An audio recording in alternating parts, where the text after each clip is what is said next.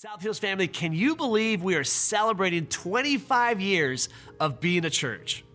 In some ways, it feels like we are just getting started. In 1998, our founding pastors, Chris and Laura Songson, stepped out in faith and started the first South Hills Church campus in Corona, California. All these years later, we've grown to be multiple campuses in multiple states, but we still have the same heart to be the perfect place for imperfect people. I became the senior pastor in 2021, but I actually started attending South Hills in January of 2005. My wife and I came to this church because we were invited by a friend.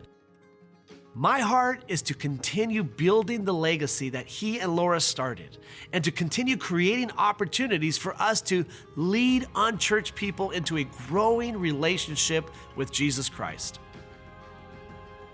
And that's exactly what we've been doing. Since it began, South Hills has grown and adapted even through something as unpredictable as a global pandemic.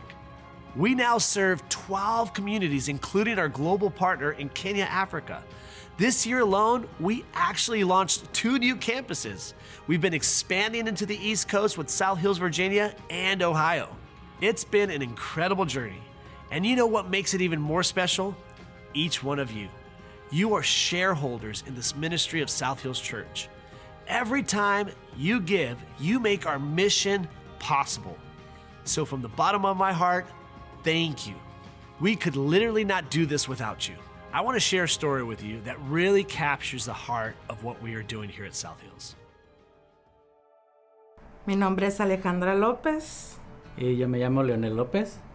A mí lo que más me gusta de South Hills es que no te juzgan, que puedes ser tú, que no tienes que aparentar nada. Yo creo que mi vida en South Hills, antes de South Hills, era muy superficial. Yo creo que de tan vacía que se sentía mi vida, tan oscuro que estaba como mi mundo en ese momento, simplemente no quería estar aquí. Y recuerdo que en un momento de debilidad yo pues estaba a punto de quitarme la vida. Cuando decidí meterme al Facebook a dejar mi nota de partida, al momento que yo hice pone un video de Pastor Adam Smith del campus de Corona, en el que él está hablando de depresión y de cómo a veces Dios nos hace llegar a lo más bajo para que nosotros podamos buscar de Él, y cómo a través de esos momentos de debilidad nosotros podemos acercarnos a Dios. En ese momento yo dije, Señor, te escucho y mañana voy a South Hills. Y se acordó de que estaba South Hills en Riverside y era en español. Entonces ella va también primero, toma a lo mejor otro par de fines de semana para que ella me invite a mí. Cambiado mucho nuestro matrimonio con nuestros hijos, el ejemplo que le estamos dando a nuestros hijos es increíble. Hoy estoy aquí. Gracias a South Hills tengo una familia incondicional.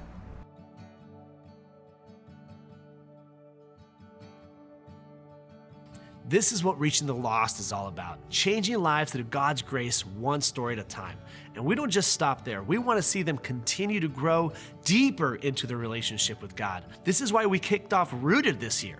It's been incredible seeing so many of you get connected or reconnected with God and getting clarity on your purpose, and it has been absolutely beautiful. So if you have not had a chance to experience Rooted, hear my heart.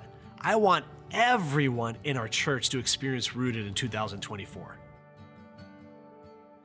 We've always made it a priority to love on the communities where our South Hills campuses are located.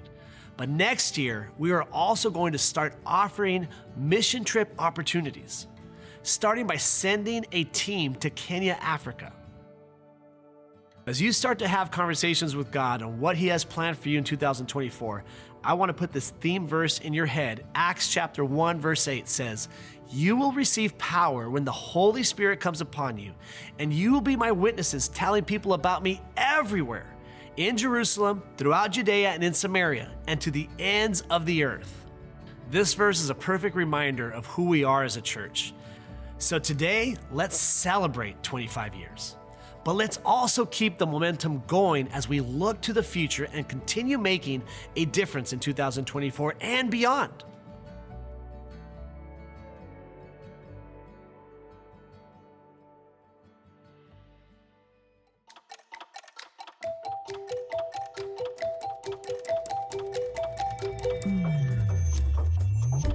We try to fold the Christmas story into something simple and sweet.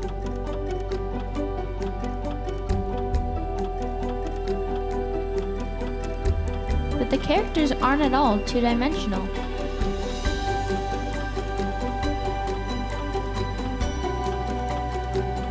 And the forces that sought to sabotage them are still a threat to you.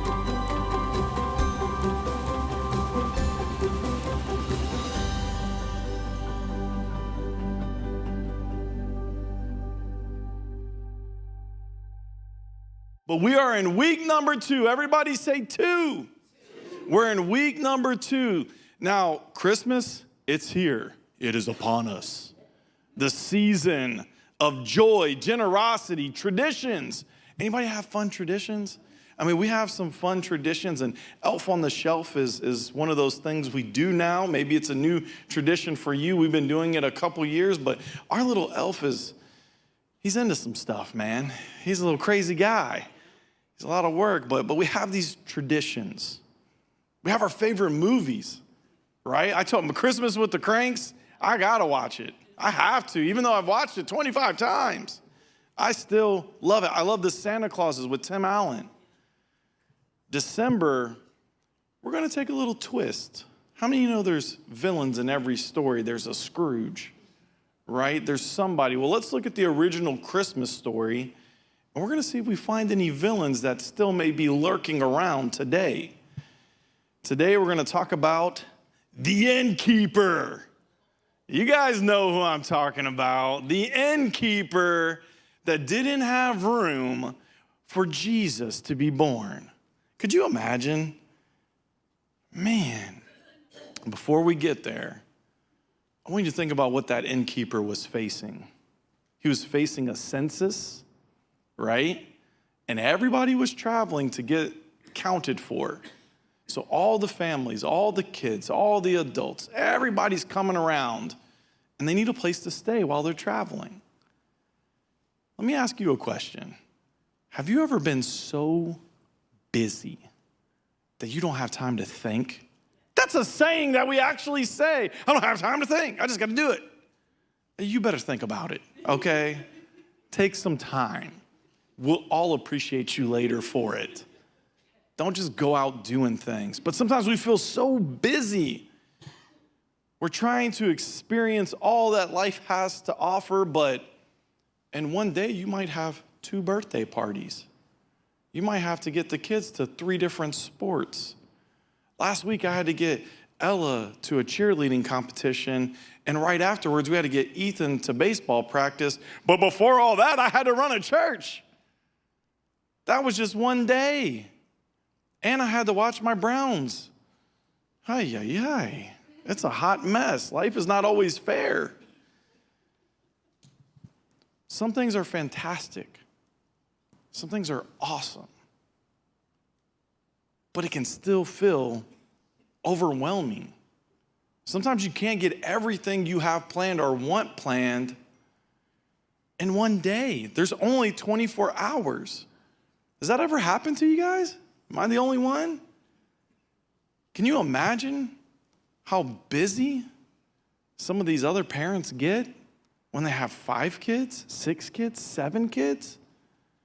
1 kid is enough. Sometimes you don't even have to have kids, right? Any singles in there or anybody without kids? Like, life is busy. Life is hectic. It can be crazy. Parties and plans.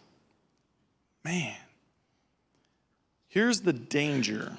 When our lives are so full that we begin to miss crucial things, critical things.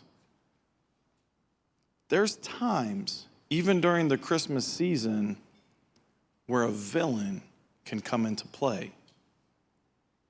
Hence, the Innkeeper, the villain. Dun, dun, dun! Like, he doesn't really get a good entrance. We really don't know much about the Innkeeper. We just know the poor fella was overwhelmed, and he kind of becomes the bad guy. Every nativity play, have you guys ever seen a play or been part of a Christmas play with nativity scene? Every single play that is worth any bit of salt has a grumpy old innkeeper, right? We just made that guy grumpy.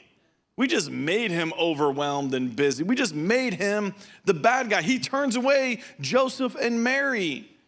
Seems like she's in the middle of having contractions during this period, right? If she's having the baby, she's got to be having contractions. Am I right, ladies?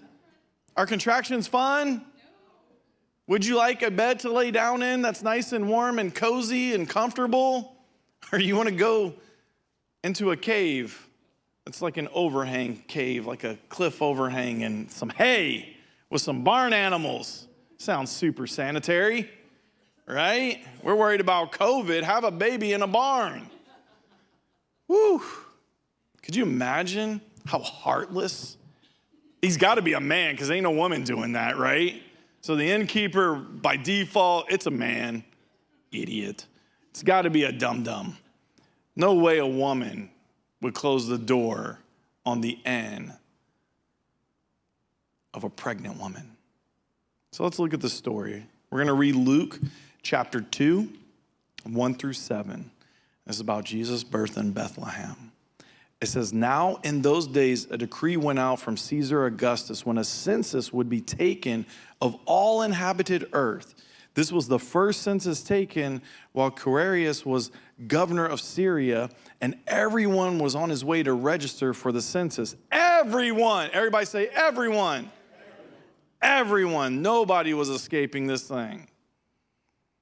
They had to register for the census, each to his own city. Joseph also went up from Galilee, from the city of Nazareth to Judah, to the city of David, which is called Bethlehem, because he was of the house of the family of David, in order to register along with Mary, who was engaged to him and was with child. While they were there, the days were completed for her to give birth.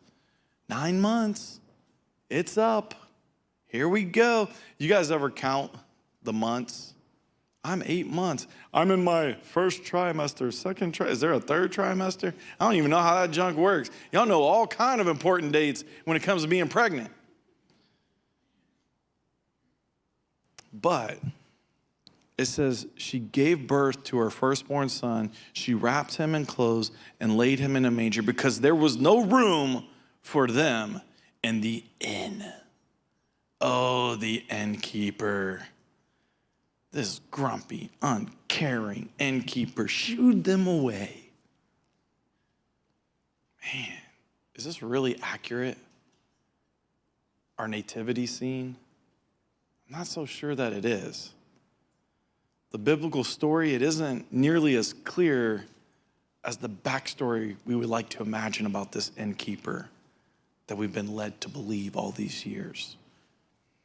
It's just a brief reference to an incident. Well, we might imagine the night at the manger like a Motel 6, right? We might think it's incredibly rare for the first century to have an inn, but it's not all like that. Many translations say lodging or guest room. That gives us a little bit of a different picture. What if it's only a guest room and there's an 80-year-old lady and an 85-year-old man in that guest room? Are you going to kick them out into the cold? Not in this culture, because they respect their elders in this culture. More than likely, this was one of Joseph's relatives' homes. And if Joseph is young and he's not married and there's a baby out of wedlock, okay, let me tell you a personal story. My grandmother had a baby out of wedlock in the state of Mississippi way back when. My grandmother 16 years old and pregnant by a doctor, was not allowed in the home.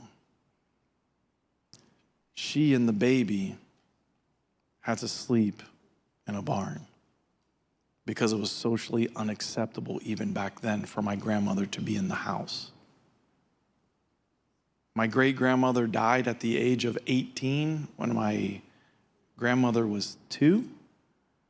She got a spanking because she was there to help keep my great-grandma safe while they were working in the fields, and she was playing in the dirt with the stick she was drawing. And she got a spanking because they came back and her mom was dead. And she just thought she was sleeping, and she didn't tell anybody that she wouldn't wake up. What a crazy little culture in the backwoods of Mississippi in that time period, that a 2-year-old would get a spanking for not taking care of her mother, who's in a barn because they wouldn't allow him in the house. So think about this. Here's a lady who's pregnant in a stable. I can understand that now because I can think about how it was just in my grandmother's era. All these people are here. It's a small town. It would have been fully filled with extended family coming from all over the place. And if we came from all over the place, Dale, and we had to go to Pickerington to register, Dale, we're coming to your house, buddy. I ain't paying no fees. You know they're going to charge 700 times what it would cost if everybody comes to town. Do you know what it cost for the Columbus Crew game Saturday? Some people were paying $2,500 a ticket. Hotels were way up there 4 and 5 times what they would normally cost because all these people were coming in to witness the MLS Cup finale. And we won. Just letting you know. But it would have been filled with travelers. There was a cultural expectation that you would open up your homes to all of them in that time period. Now we'd be like, you better go get a hotel, Airbnb, something. Because we don't like inconveniences, especially when family drops in. Whew. Jesus and Mary have simply arrived later than the others. That's all. That's what I imagine. This is opinion. This isn't Bible fact, okay? I'm just reading the Bible and I'm trying to be like Sherlock Holmes. And I'm thinking, they arrived too late. Perhaps there was a relative, an older family member, totally honored as a patriarch, a matriarch of the family.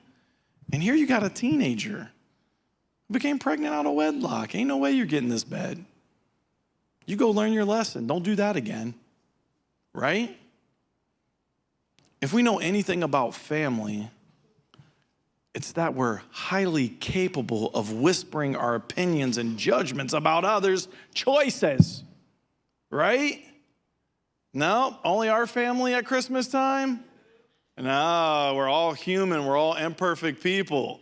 Glad you found this place. While we know it was unintentional slight, or you know, I don't think this guy like really meant it. I think he just had a lapse of judgment. Last week's villain, we can understand.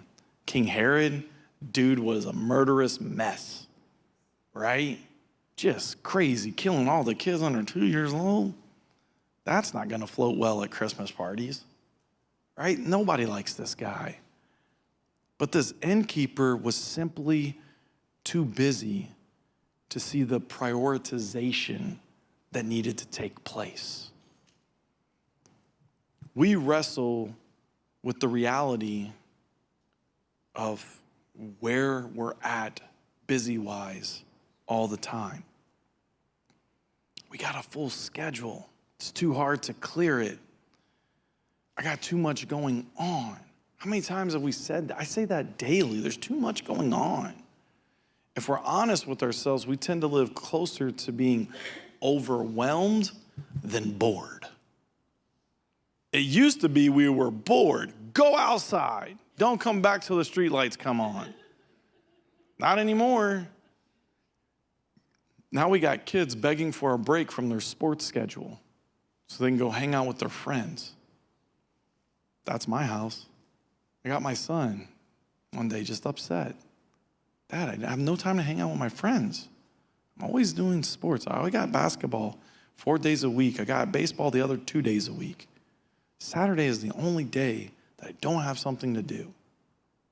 Even a 12-year-old can find themselves busy. We're so busy. We live right at a full life to a busy life. Right there. Research, it shows us that 60% of adults in the U.S., they feel too busy to enjoy life. That's a Pew Research. 39% of Americans say technology has made their work more demanding. Do you know they can always contact us? They can always find us. They can always email us. They can always text us. Ay, ay, ay. And then, if you do put your phone up, social media, they got you. They can find you. You can't hide. You can't relax. So this 39% of Americans who say technology has made their work more demanding, that's why. They can't unplug from it. You know, the phone used to have a tail, and it was connected to the wall, and it couldn't go further than that wall. Right, Joanne? That was a good thing when that phone had a tail.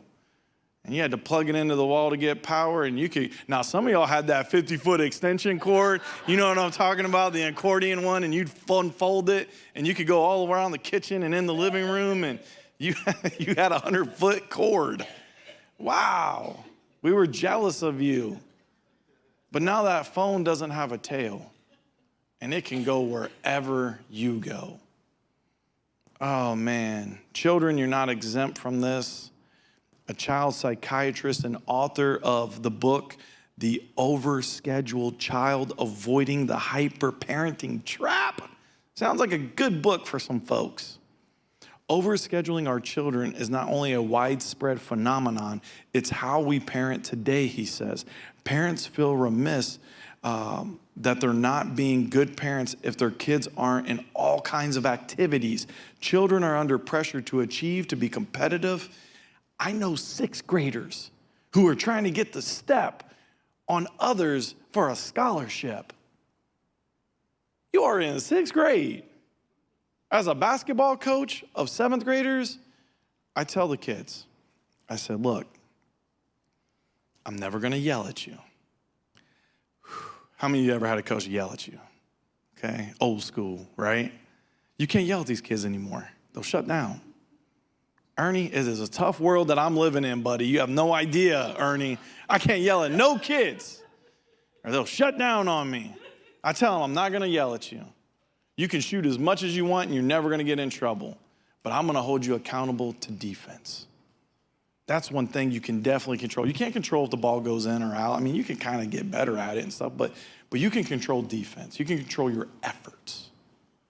And I ask the kids, this is what I do. My last practice before our game, I took all the kids and I sat them down. And I said, what frustrates you guys? What do you feel like you can't do or achieve? And one kid said, I can't get open. There's no way I can get open. I said, okay, let's take all the emotion out. Take all the emotion out. You're frustrated that you can't get open, right? I'm going to show you how to get open. Everybody go over here, blah, blah, blah. And I coach them and I teach them. Okay, what's something else that frustrates you? Oh man, when the eighth graders were on us and I couldn't get the ball around them. There's no way I could get it over him. The guy's like a mountain. Moves like a puma. And I'm like, okay, take the emotion out of it. Let me show you. These kids, what I found, are overwhelmed. They think I have unachievable expectations of them. And I told them, no one is being awarded a scholarship today. Relax. I'm going to answer all your questions. I want you to feel prepared for this. But guys, life is going to hit you and hit you hard. My job is to help you get back up. Okay? We're going to do this together. You got a coach who's been there. All you got to do is listen, chill out, and have some fun. It's a game. Don't you wish you had some advice? Because kids right now will cry as soon as they mess up. I had another coach. I'm not the coach for everybody. And I was on the bench with another coach who told a kid to sit down and shut up. Sound like Ernie. No, Ernie's like, I like the old school approach. And then he would look at the kid and just to see if he would make a remark, like he was going to get thrown off the team. Do you understand the pressure that that kid is under at an 8th grade level? It's unbearable, guys. We live in this. We can't be working on resumes in 6th grade. We got to be kids. 11th grade, I get it. We want a scholarship. That scholarship could be $100,000. Could get you the key out of poverty. We get that. We understand that. A survey conducted by One Poll on behalf of H&R Block found that the average participant claimed to be busy, so busy, that they get about 26 minutes of free time a week. What are you going to do with your 26 minutes? Facebook. Scroll. Oh, all my free time is up and I benefited nothing. Be careful what you spend your 26 minutes with. But how about we allow ourselves a little bit more than 26 minutes a week, folks? Life is worth living. You can't just live to pay bills. Oh, man. Researchers can also track the rise of busyness in the holiday cards by dating them all the way back from 1960s to today. In the holiday cards, Americans used to share news about their lives, the joys and the sorrows of the year. But now they're more likely to mention how busy they are. Sorry, I haven't talked to you in a while. I've been so busy. Sorry, I haven't sent cards, or sorry you didn't even get this card because I didn't have time to do all the pictures. I was too busy. Now that's what we're mentioning, how busy we are. This is a threat to our lives as a whole, but especially during the Christmas season. We fill our schedule with so many good things, we ultimately miss out on the best things, like the Innkeeper. If you don't make space, you're going to miss out on some beautiful things. Mary and Martha, you guys remember this story? One of my favorites, because some people are Marys and some people are Marthas. I'm going to read to you in Luke chapter 10. Now, this is story time, folks. You're going to have to listen to me. It's not going to be up on the board. Okay? In Luke chapter 10, verse 38, it says, Now, as they went on their way, Jesus entered a village, and a woman named Martha welcomed him into her house. And she had a sister called Mary, who sat at the Lord's feet and listened to his teaching. But Martha was distracted with much serving. And she went up to him and said, Lord, do you not care that my sister has left me to serve alone? Tell her then to help me. But the Lord answered to her, Martha, Martha. Anytime he's got to repeat himself, he knows bad. When he said, truly, truly, verily, verily, I say unto you, read those words. If he has to say, dude, seriously, really, honestly, righteously, religiously, like seriously listen to me on this one. He's like, Martha, Martha. You are anxious and troubled about many things, but one thing is necessary. Mary has chosen the good portion, which will not be taken from her. This is deep. This is a rabbi, a teacher coming into town. This is a man who walked in the villages and healed them all. And he's coming to your house. He's coming to your house, Wanda. He's coming to your house, Russ. Jesus. And Martha's like, man, I have got to be prepared. I have got to clean. Could you imagine the dusting we would do if we knew Jesus was coming over? We would clean out the closets. We'd clean out the garage. We'd clean out everything because Jesus is coming to town. Martha said, are you seriously not going to tell her to help me? He's like, no. She chose right. And you say, man, that's easy. If Jesus was here, of course I would listen to him. Of course I would hang out with him. I wouldn't be cleaning and caught up. Now, let me ask you this. This is ridiculous. This is not you guys. I'm talking about somebody else. Y'all ever held your phone out on some fireworks for the 4th of July and took a video? And just to enjoy those fireworks, who has ever once pulled out their phone to recapture the moment of 4th of July and those awesome fireworks? I dare say nobody has ever looked at that video, but you had to have it in the moment. I have been at a video, oh my gosh. I just rewinded all of that. We're going to edit that out. I have been to a concert that I paid good money for.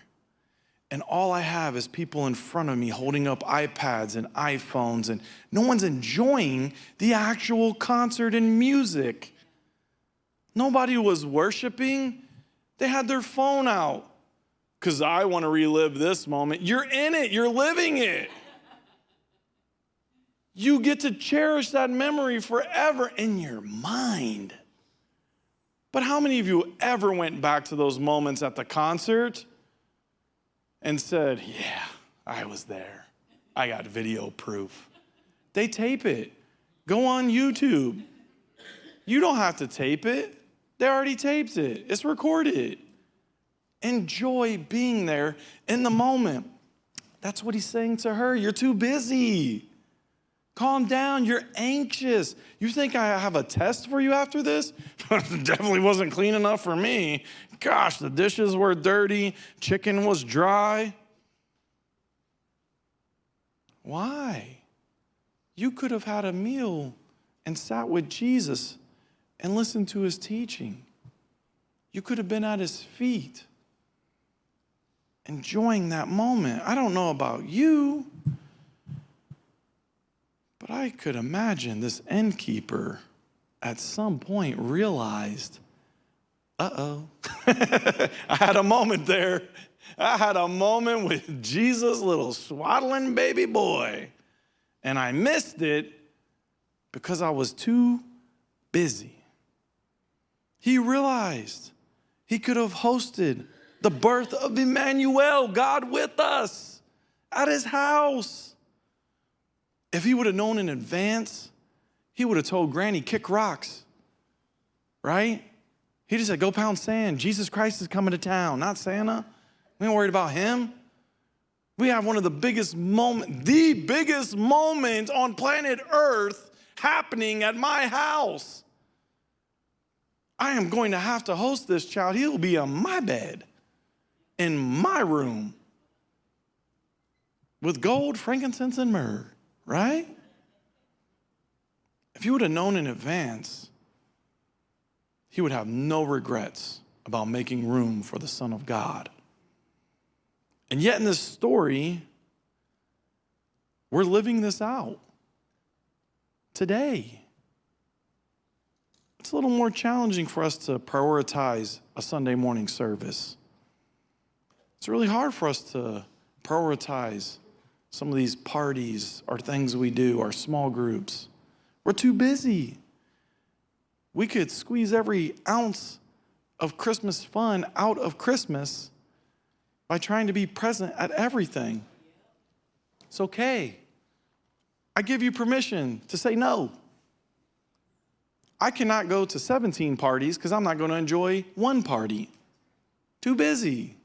Too much. How many of y'all got money for all this stuff? We're paying on credit. Trying to please everybody. Look, Christmas gifts are not the reason for the season.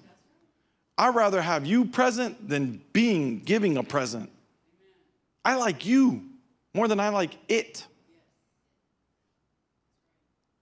All of your children like you more than the gift. all of your grandchildren like you more than the gift. Some of us don't attend things because we don't have a gift to bring. This is why our choices really matter in life. Every time we say yes to one thing, I'm telling you guys, you're automatically going to say no to other things.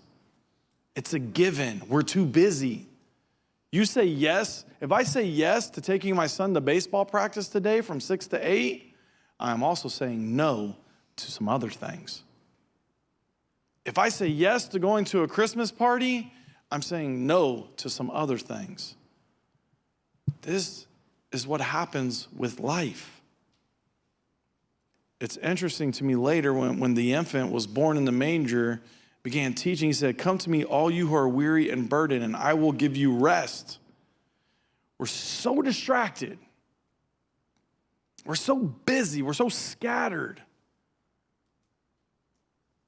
Everything has overwhelmed us and made us tired. And he says, I'm going to give you rest.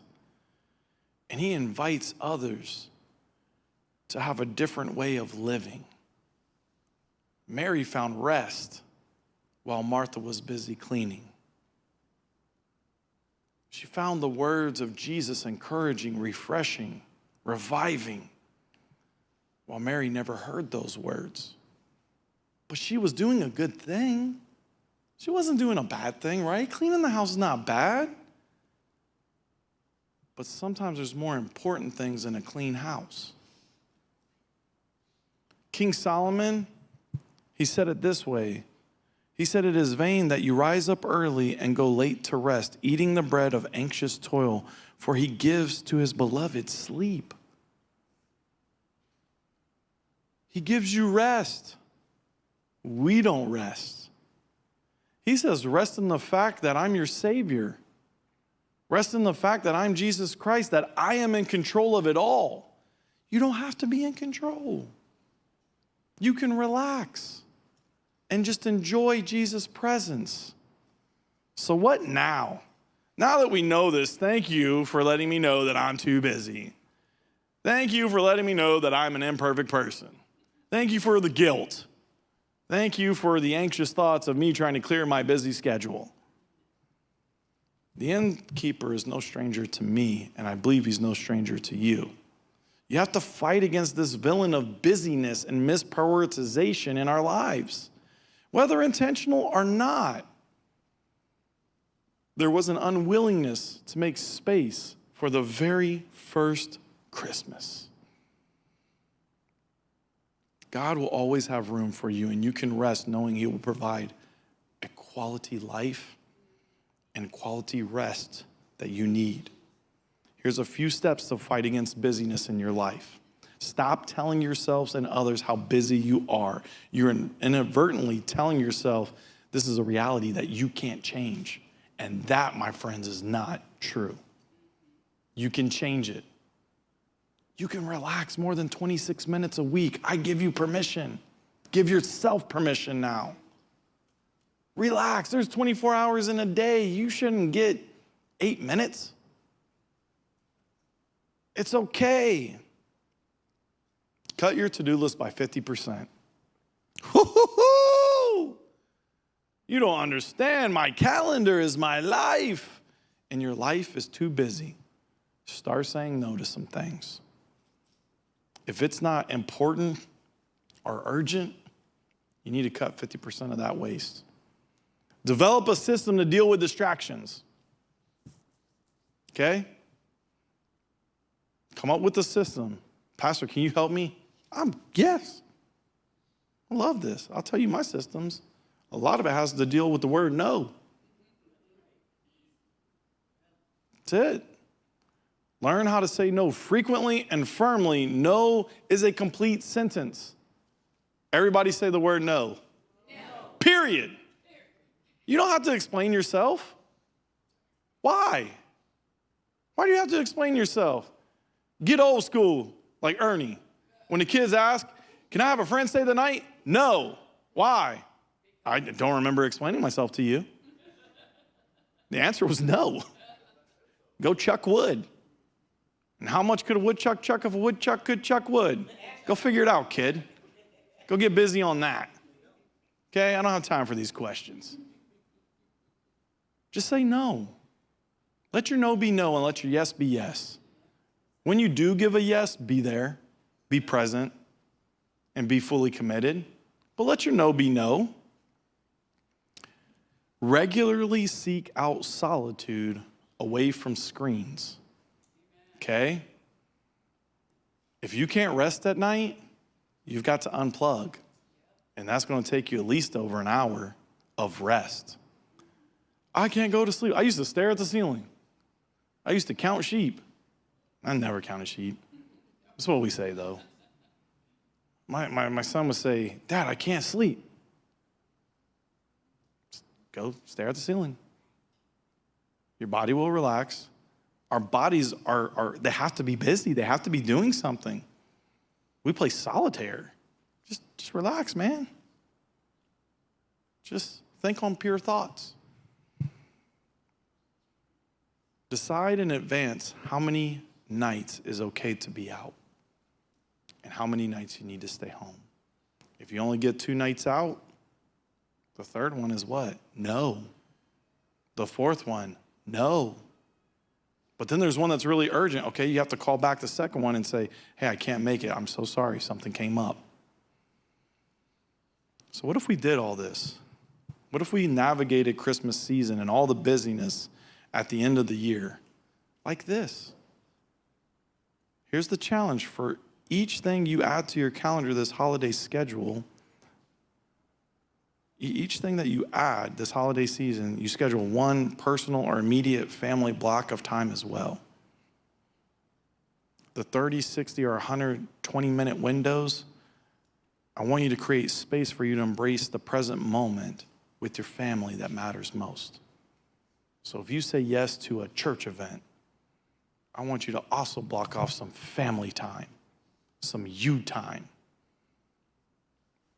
That's it. That's not very churchy. Watch your quality of life improve, and that is churchy. Because you're people, and you matter to me, and you matter to God. Amen? Every head bowed, every eye closed. I always want to give you a moment here at South Hills Church to just simply say yes to Jesus. Nothing more than that. Maybe you've been living far apart from God. Maybe you haven't been in church in a while. Maybe life has hit you really hard and you're down right now. I simply would offer you the chance to say yes to Jesus. With every head bowed, every eye closed, is there anybody in this room today that needs to say yes to Jesus, that needs to say yes to a relationship with him, that needs to either accept him as Lord and Savior or rededicate their life back to him? Would you simply raise your hand? I won't call you out. I won't embarrass you, make you walk an aisle. I just want to pray for you after service over here by the Christmas trees. Would you raise your hand and say, Pastor, I want you to pray for me. I need help in my walk with God. Would you raise your hand real high? Okay, now I want you to meet me at the Christmas tree after service. Is there anybody else that says, Pastor, I want you to pray with me. I need to rededicate or dedicate my life to God. There's just something happening. Can you pray with me? Okay. Now everybody look up here at me real quick. Are you too busy? Would you raise your hand? And I want you to see that you're not alone in this because my hand is going up first. Are you too busy? Raise your hand. Some of you guys, an amazing job. I applaud you. I commend you. Stay that path of not being too busy. For all of us that are too busy, let me pray for you. God, in this season, in this time at the end of the year, I pray that you would give us rest. Rest for our weary souls. I pray that you would give us rest and refreshment. And Father, I pray that you would learn and teach us and give us the opportunity to say no, even to the good things. Help us discover a new way, your way of managing our time in a healthy way. In Jesus' name. And everybody said, South Hills Church, I just want to take a moment and say thank you for watching our service online. Whether you're watching it for the first time or you're watching it again because you enjoyed the service so much from the weekend, I'd like to take a moment and dive into our giving. Every week we give people the opportunity to give back and give to the local church so that God can continue to bless your lives and bless your finances. Here at South Hills, we believe that everything comes from God. We believe that He's the one that chose us and brought us into this world, gave us our gifts and talents and abilities. And I just want you to know that when we give, we are giving back what God has already given to us. If you've ever seen any of our envelopes at a South Hills campus, you'll see on there that it says, every week at South Hills, your generosity is giving people the opportunity to live a better story. And there's a scripture on there in Matthew chapter 6, verse 21 that says, where your treasure is, there your heart will be also. So I want to encourage you today to click down below and set up your giving, whether it's for the first time or whether you're doing reoccurring giving. We have 4 ways to give here at South Hills. 1, you can do it in person at any of our campuses through an envelope. Or 2, you can actually text any amount that you would like to 84321. And the 3rd way is to download our Church Center app. I encourage you to do this one because the Church Center app gives you opportunity to stay connected with our church and your campuses. It's a great tool and resource for you to know what's going on. And the 4th way to give is to give online. You can go to southhills.org/give and you can set up your giving there. Whether you're a guest of our church or whether you are a member of our church, or whether you simply just like to watch our services, I encourage you to trust God with your finances so that He can bless and anoint your finances, and you can be trusting God in this journey of living life to the fullest. I love you, and thank you for watching our online service today.